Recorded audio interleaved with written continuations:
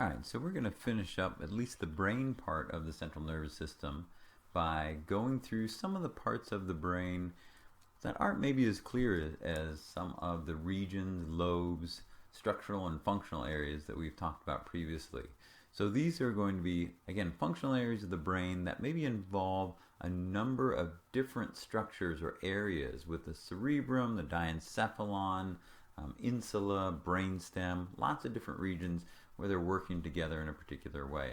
And so we're going to be talking about two different kind of functional brain systems, as well as talking about things like sleep, things like how we assess brain activity, a number of different kind of comprehensive topics, including some disorders as well, which always are kind of interesting when they involve the nervous system. Okay, so two of the functional brain systems we were going to look at, limbic system and reticular formation. So the limbic system is the emotional brain, and like I mentioned, it involves a variety of different areas of the brain, including the diencephalon, as well as a number of areas of the cerebrum itself. So we see here in this darkened area, you can see throughout all of these different sections which are included in the limbic system. You can see a number of areas that are part of our special senses, and as you may know, a lot of times if we have memories tied together with special senses like smells or sounds or visions, etc., then that makes them that much stronger of a memory.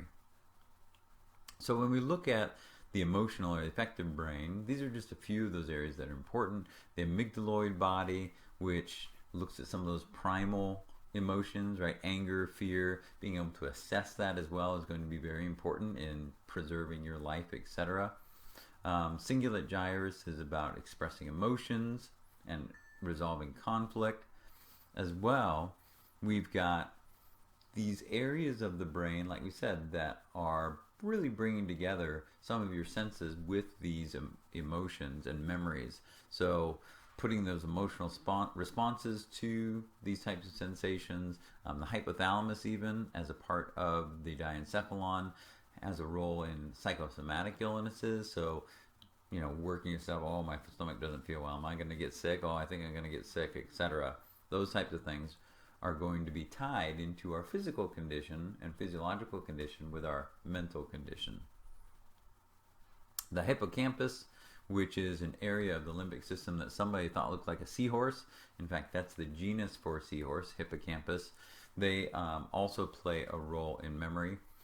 And so the limbic system, like you said, mainly has to do with emotions, but those emotions can be big driving factors for the way the brain functions, both in health and in sickness. So reticular formation is another functional system of the brain. Reticular formation helps us to stay awake, and it involves a number of structures, both of the brain stem that we see down here, but you see these radiating lines going out to the cerebrum.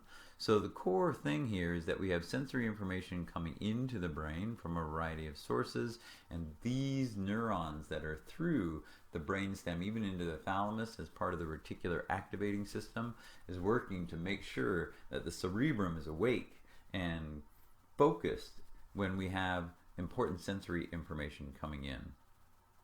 So when I say important sensory information, you know, that's not just the background noises, right? We can able to filter that out. For instance, if you know somebody's voice in a crowded room, they all be talking at the same volume, but you can hear that person's voice very clearly, and maybe even what they're saying over others. So the reticular activating system helps with that. And of course, things that downplay the activity of the reticular activating system make you tired, make you not pay attention, etc. So the sleep centers of the brain, alcohol, drugs, even can all affect your reticular activating system, even, you know, as you get towards the end of the day. Also, like we said, those sleep centers, as they become more active, as more melatonin is released from the pineal gland, then it works antagonistically to our reticular activating system. So don't forget, when you're going through the book and you are reviewing this information, that you go through and categorize the different areas of the brain, whether they be structural areas or functional areas, etc. And know at least a couple functions for each of those different areas. Table 12-1 does a good job of summarizing that for us. All right, so we are going to continue on with a few what we call higher mental functions as well. They talk a little bit more detail about that, mainly associated with the cerebrum. So for instance, language, remember we talked about sensory and motor areas that have to do with communication, language, verbal as well as written. Broca's area, remember, is in the frontal lobe, so it's involved in speech production. And so in this case, if you have somebody who has an issue with their Broca's area, then they'll understand the words and they'll have ideas, but they won't be able to communicate it, right? The motor output part is the problem.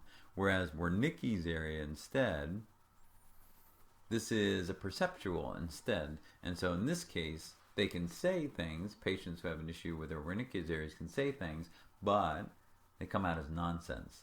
The motor and the sensory are not tied together.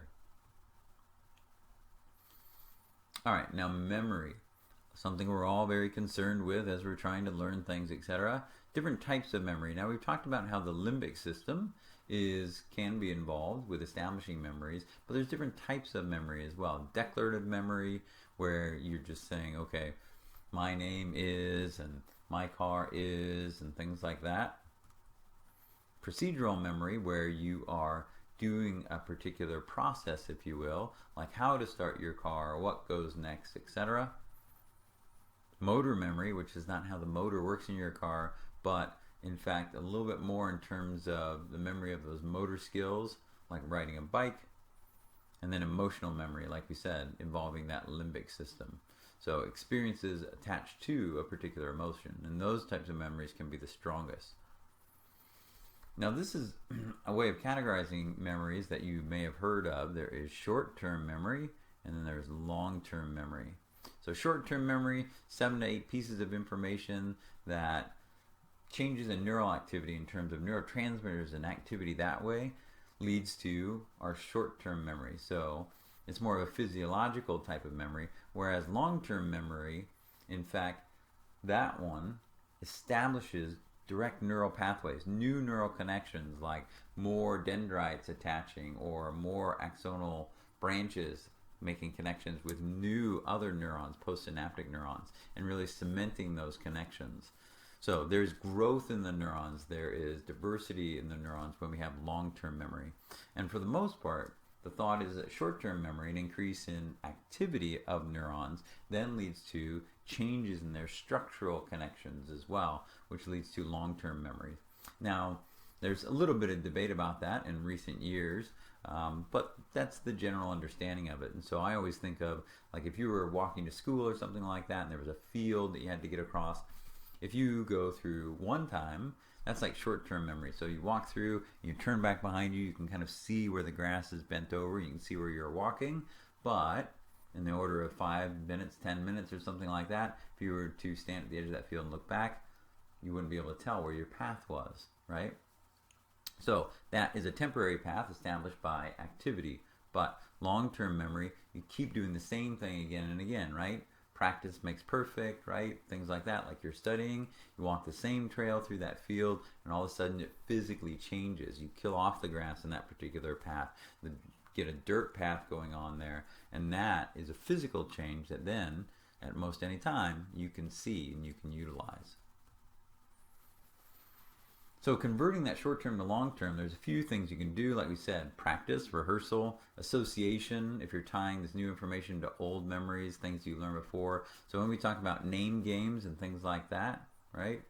Little phrases and things that help you to remember things, like the word same, sensory afferent, motor efferent. You know the word same, and so if we tag those words with it, you still know same, and now you're putting new information with it. So that's association.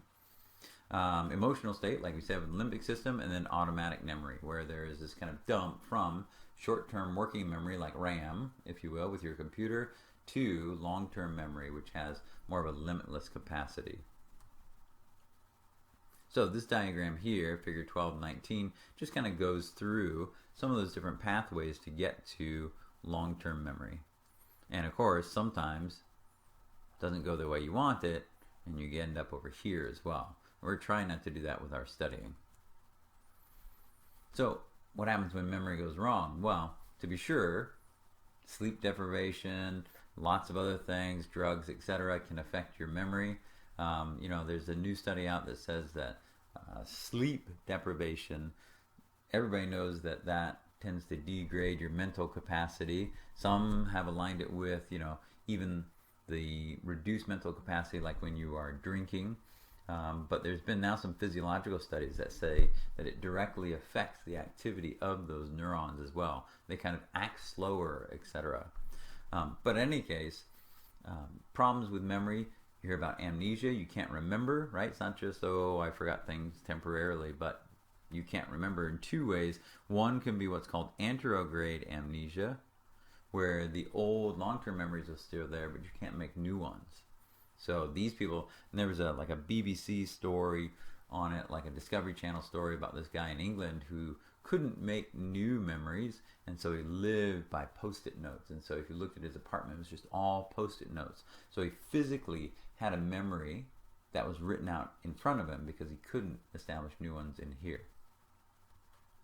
The usual one that you hear about, though, is retrograde, right? Back before. Retrograde amnesia is you can establish new ones, like, you see the medical drama, somebody wakes up in the hospital, like, who are you? And then all of a sudden they fall in love with somebody new, etc. So that's retrograde amnesia instead. But I got to tell you, of the two, the anterograde amnesia is more interesting, right? So you can remember these things that you did when you were a kid, but now you have this reset. You can't make new ones, which means you can't make short term, which means you can't make long term as well. You're constantly set back to this previous state. There's a great movie, one of Christopher Nolan's early movies called Memento, that is based off of that. One of my favorite movies, and let me know if you want to see it. Sometimes they do showings of it during the semester. So if you're interested and you want to see it, Guy Pearce and Carrie Ann Moss, if you want to see it, maybe I can do a showing of it on campus. I'm happy to do that, let me tell you, and I will remember to do it as well if you remind me. Okay, a couple other topics. Talk about sleep and activity patterns, brain patterns. We have electromyograms for muscles where we're checking muscle activity before, but now there also are electroencephalograms as well. So remember, these are electrochemical events going on inside the brain, and so they generate an electrical signal, and so we can actually measure that from the surface, much like you'll do later on when you're measuring like an EKG or ECG, electrocardiogram, the electrical activity of the heart. So electrodes can be placed at the surface because our fluids and our tissues conduct electricity, so we can measure that electricity that's deep inside, but at the surface. And through time, they've been able to categorize different patterns of brain activities into and associated with different types of waves. So alpha waves are basically the idling brain, hopefully not yours right now. Beta waves are hopefully the ones that you're seeing. They're a little bit higher frequency, and they show that you're mentally alert. Theta waves are common in children. They're a little bit more irregular. You don't see them quite as often in adults. And delta waves, I hope you're not seeing those now, but maybe later. These are very slow waves, like slow wave sleep you hear about. These are the waves of sleep. So when you look at them, they look quite different. All right? Idling brain, focused brain, kid's brain, and the off brain, if you will, the deep sleep instead. So that certainly relates to consciousness too, right? So only at those higher levels, like you saw, like with beta waves or alpha waves, are you actually conscious. You're aware of the world around you, you're processing information, you're able to control your body, things like that. So it's important for them to be able to define consciousness, because then medically they can define somebody who is unconscious or somebody who has slipped into a coma and is non-responsive, etc. So sometimes maybe you have experienced even periods of time where you've lost consciousness, and in that case it's called syncope. And syncope is usually like a bodily reset, so there may be something that's overwhelming, or your systems are going a little out of control, like your heart rate's out of control or something like that, and we need to reset it. And so by taking out the stimuli, taking out this conscious effort and resetting the clock a bit by having you faint is going to be able to kind of reset, go back to homeostatic norms, etc. Now, hopefully, that hasn't happened to you too much, because you can really get hurt as you fall or something like that. Hopefully, it doesn't happen in difficult situations. Here's a potential situation, type of syncope. We'll talk about it as well when we get to cardiovascular system, called vasovagal sympathy. I can show you from this medical show.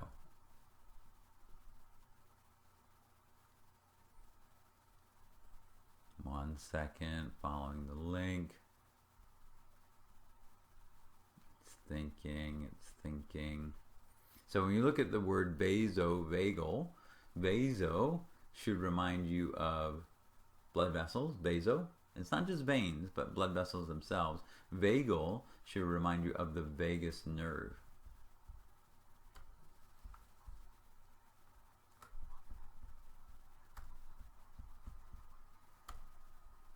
Let me see if I can get a little volume going here.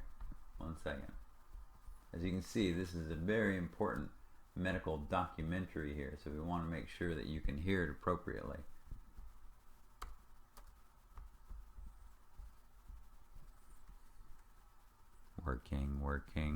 Working.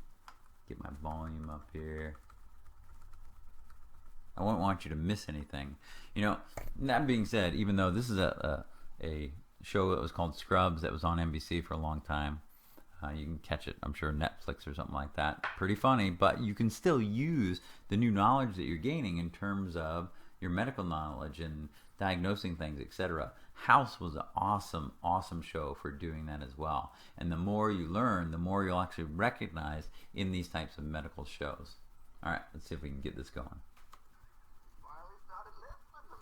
You're right, my friend. Man is the only animal that wears pants during Tuesdays. This is so unnatural.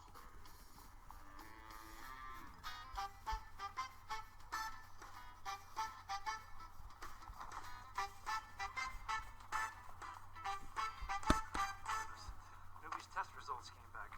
He's got vasovagal syncope. And that makes you happy? If he's vigorously valsalva, he can activate his reflex and actually lose consciousness. Carla, he'll pass out when he poops.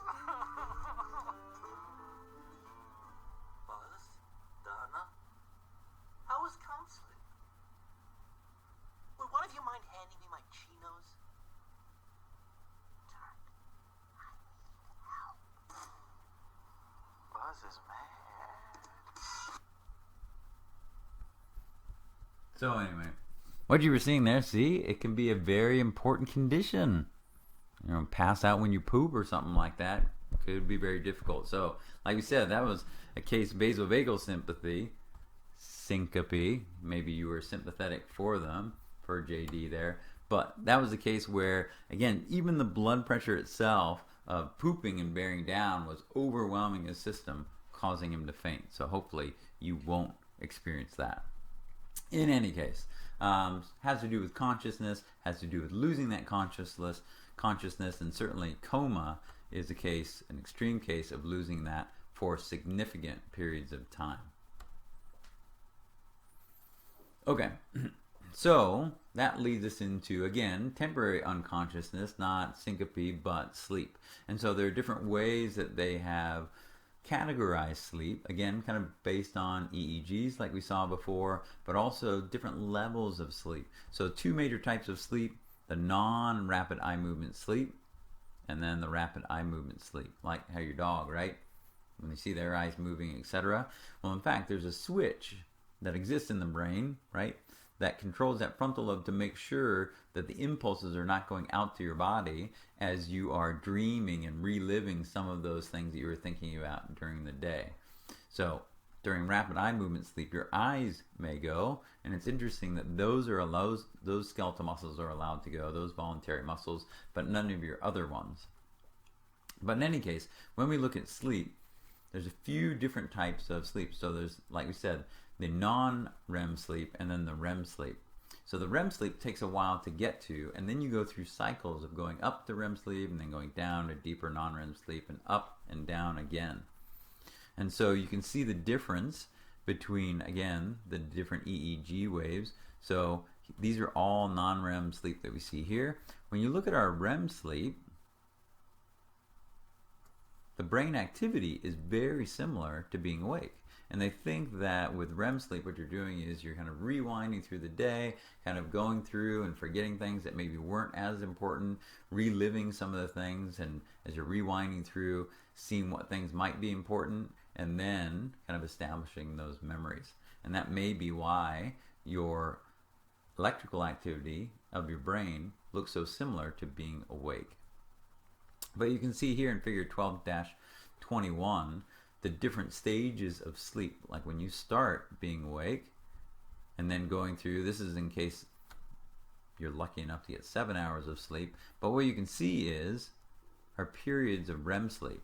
And we can see that it takes a while, right? You pass through the REM sleep and you go down to your stage 4. It takes a while to get down there, and then you come up again, and you can see it's not until you've had a few hours of sleep that the duration of your important memory forming and sometimes mental processing stages of REM sleep are really lengthening. So if you're only getting maybe 5 hours of sleep, you're not getting enough of that capacity to rewind and process your experiences through the day. And so that's why it's always a balance when you're studying or something like that. Like you stay up longer to study because you need that time to read it over and practice, but you're also taking away from that time when your brain is going to do that on its own. So it's a fine line, to be sure.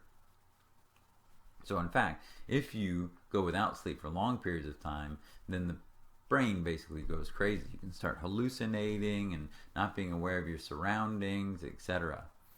So it's pretty important that you get your sleep. Just a couple other things as we get towards the end. Things that are associated with the brain in terms of diseases and disorders. You hear about concussions quite often, especially with professional football or even beyond, right? This is this temporary alteration in function that may lead to longer term effects. So that's a concussion versus a contusion. So certainly one temporary may lead to another more permanent.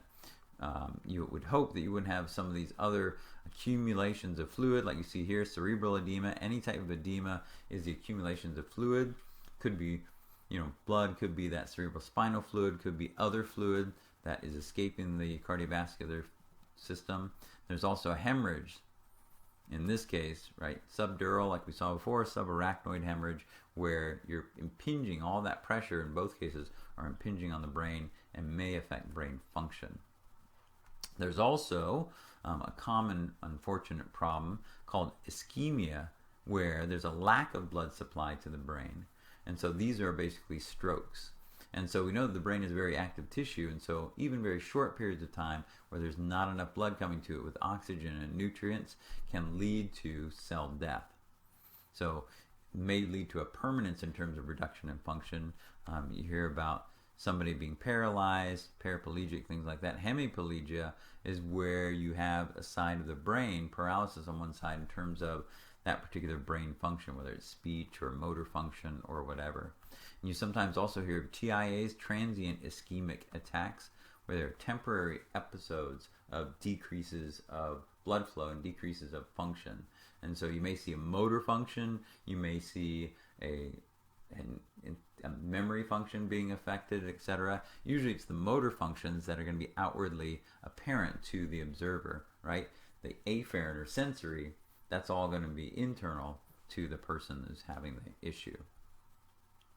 A couple other things related to the brain. We talked a little bit about Alzheimer's. Remember, Alzheimer's is where you get this degradation and both structure and function of the brain leading to dementia. They think that these key proteins, these important proteins, are forming plaques and basically changing their shape so that they cannot perform their functions.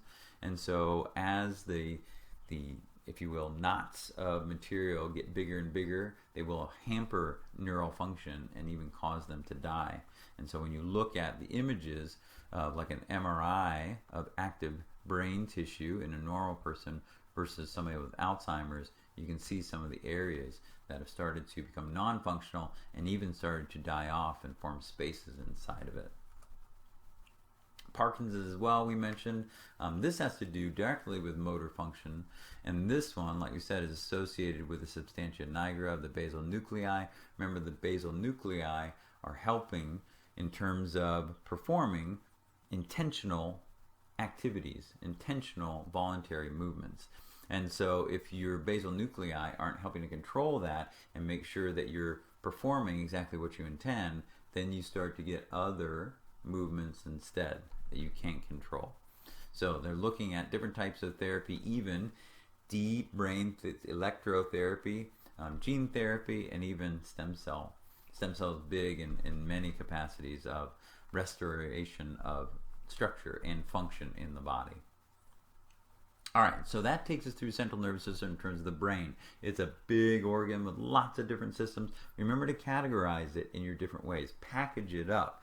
Association areas, sensory areas, motor areas, physical areas in terms of lobes of the cerebrum, areas of the diencephalon, what do they do? Areas of the brainstem, what do they do? Okay? It can be overwhelming, but if you break it up into smaller chunks, it's a little bit more digestible. And then practice with those smaller chunks, learning them, transferring it from short-term memory to long-term memory. Our next stop in terms of nervous system, finishing up central nervous system, is the spinal cord, but luckily spinal cord is a bit simpler compared to the brain. So we'll move there next.